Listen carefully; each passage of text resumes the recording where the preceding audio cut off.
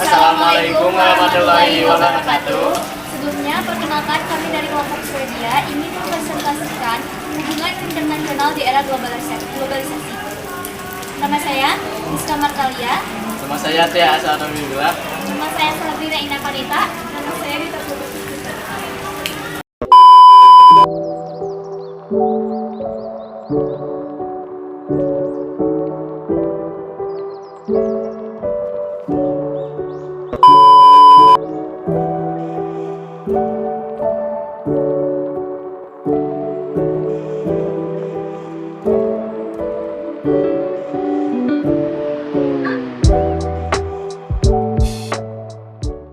Satu. Pendahuluan makna hubungan internasional. Hubungan internasional di era globalisasi adalah interaksi antar negara atau bangsa di dunia antara satu sama lain dalam tatanan internasional.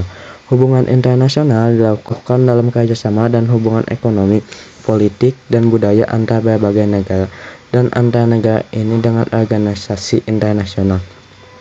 Arti penting hubungan internasional di era globalisasi yaitu menciptakan hidup berdampingan yang berlangsung secara damai, adanya penyelesaian masalah yang dilakukan secara damai dan diplomatik untuk membangun solidaritas serta adanya sikap saling menghormati antar bangsa.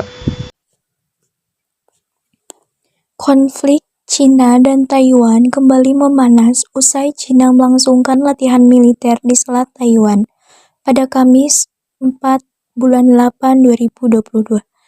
Dilansir dari Britannica, Taiwan menjadi bagian dari Cina sejak awal abad ke-7. Pada 1646, Belanda sempat menguasai pulau ini, tetapi digulingkan oleh pengungsi Cina pada 1661. Hingga pada 1895, Taiwan diserahkan kepada Jepang setelah Cina mengalami kekalahan dalam perang dengan negara ini. Dikutip dari Pusat Strategi dan Studi Internasional CSIS, saat dinasti Qing yang memimpin Cina kala itu jatuh pada 1911, Cina mengalami kekacauan politik. Saat itu dua kelompok politik militer dengan ideologi berlawanan saling bersaing untuk masa depan Cina. Keduanya adalah Partai Nasionalis Kuomintang KMT dan Partai Komunis Cina atau PKC. KMT membayangkan Cina sebagai republik konstitusional, mengikuti model pemerintah negara barat, sedangkan PKC yang dibentuk pada 1921 mengupayakan revolusi komunis. Akan tetapi keduanya memutuskan bekerja sama untuk melawan penjajahan Jepang selama periode 1930-an. Hingga pada 1 Desember 1943, melihat Jepang yang mulai mengalami kekalahan pada masa Perang Dunia II, kepala negara Cina, Amerika Serikat dan Inggris Raya menandatangani Deklarasi Kairo. Deklarasi tersebut mengatakan semua wilayah yang telah direbut Jepang dari Cina setelah Manchuria, Taiwan, dan Kepulauan Penghu akan dikembalikan ke Cina. Cina dan Taiwan pisah pada 1949.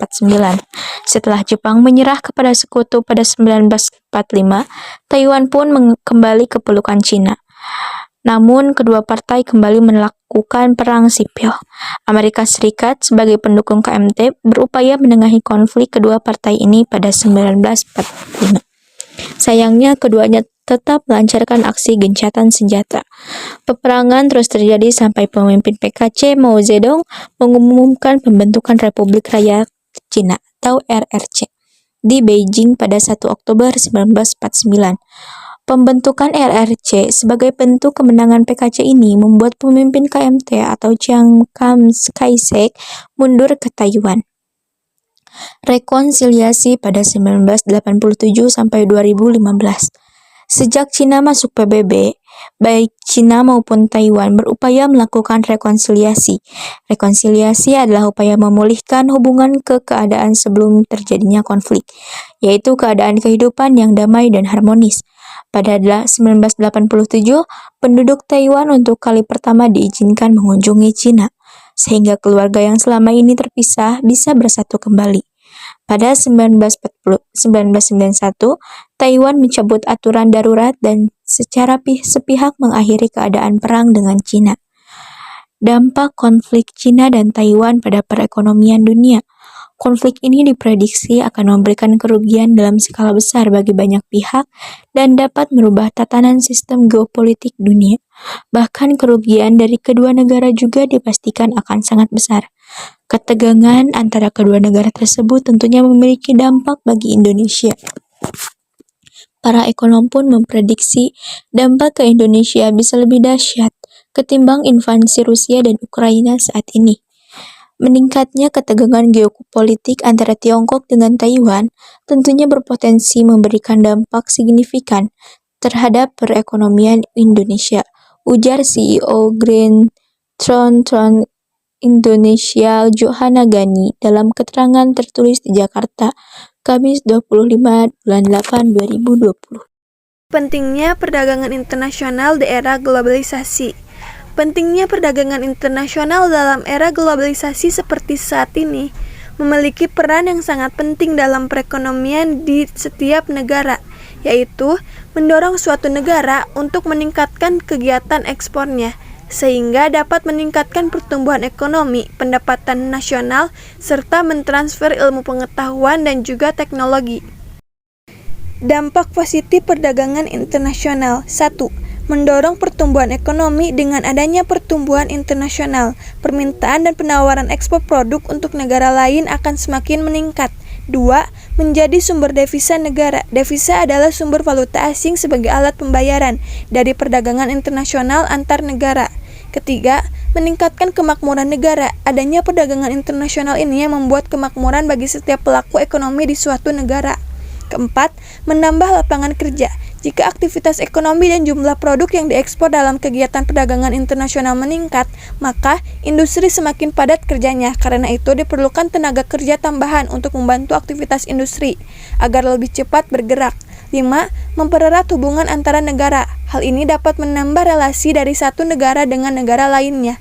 Keenam, menarik investor asing untuk menambah modal usaha agar industri dapat tumbuh lebih besar lagi. Ketujuh, kualitas produk semakin baik akan mendorong para industri untuk memberi hasil yang terbaik untuk produknya. Hal ini karena banyaknya persaingan dalam dunia perekonomian. Dampak negatif perdagangan internasional.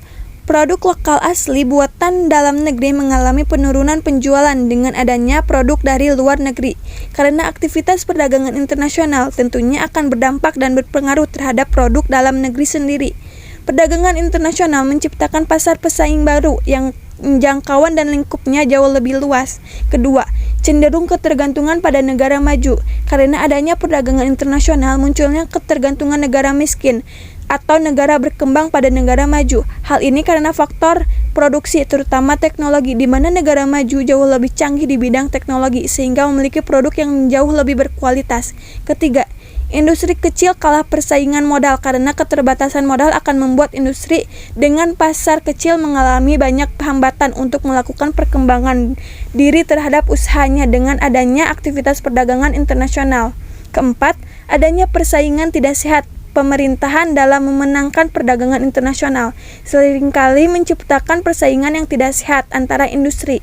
Kelima, munculnya penjajahan ekonomi dari negara lain. Dampak negatif lainnya adalah hadir secara tidak disadari adalah negeri sendiri akan dijajah secara ekonomi oleh negara lain ketika produk dalam negeri tidak mampu mengimbangi pasar dan penjualan barang impor dari luar negeri. Pada akhirnya, produk pembuatan Indonesia sendiri akan tersisih dan tidak laku di pasaran. Keenam, munculnya eksploitasi SDA dan SDM. SDA adalah sumber daya alam, sedangkan SDM adalah sumber daya manusia. Karena adanya perdagangan internasional, industri nasional akan berusaha untuk bersaing dengan industri dari negara luar. Ketujuh, industri lokal akan kesulitan mendapatkan bahan baku yang diekspor. Perdagangan internasional membuat bahan mentah dalam negeri terjual di luar negeri. Masifnya ekspor bahan mentah menyebabkan pasokan bahan mentah di Indonesia akan menipis. Dampak terjadinya perubahan iklim akan membawa dampak buruk bagi hubungan internasional karena akan terjadinya kegagalan panen, kelangkaan air, dan meningkatnya harga pangan. Hal tersebut yang menyebabkan hubungan internasional di era globalisasi semakin sulit. Upaya untuk mengatasi dampak perubahan iklim. Salah satu upaya yang sedang banyak dilakukan oleh negara-negara di dunia adalah penanaman pohon, baik reforestasi Aforestasi. Reforestasi adalah penanaman pohon kembali di wilayah yang sebelumnya sudah tumbuh pohon. Sedangkan forestasi adalah penanaman pohon di wilayah yang sebelumnya belum ditanami pohon. Dengan menanam pohon dalam jumlah besar, negara-negara tersebut berharap bisa menurunkan suhu. Vertical forest atau hutan vertikal adalah apartemen yang dinding luarnya ditanami di berbagai tanaman. Vertical forest ini bisa menjadi satu upaya untuk melawan perubahan iklim. Selain berkontribusi untuk lingkungan, proyek ini juga bisa membantu mengatasi urbanisasi. Kesimpulan, jadi hubungan internasional di era globalisasi adalah interaksi antar negara atau bangsa di dunia antara satu sama lain dalam tatanan internasional. Hubungan internasional dilakukan dalam kerjasama dan hubungan ekonomi, politik, dan budaya antar berbagai negara dan antar negara ini dengan organisasi internasional. Manfaat yang akan didapatkan oleh negara-negara di era globalisasi. 1. Bidang ekonomi. Kerjasama antar negara juga akan mendorong pihak yang terlibat untuk saling menguntungkan demi menciptakan kesejahteraan di era globalisasi. Di era globalisasi memungkinkan hubungan perdagangan dan ekonomi semakin meningkat pesat.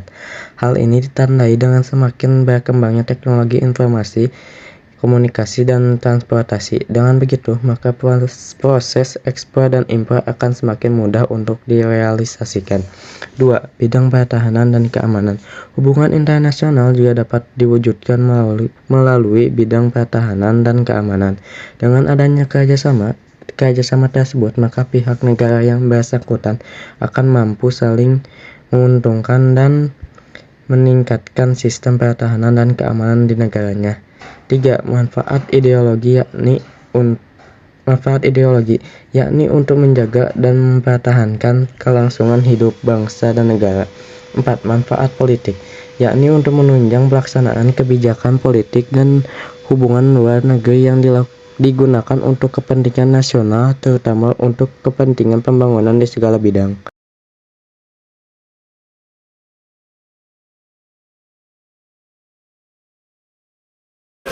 Sekian dari kelompok kami. Wassalamualaikum warahmatullahi wabarakatuh.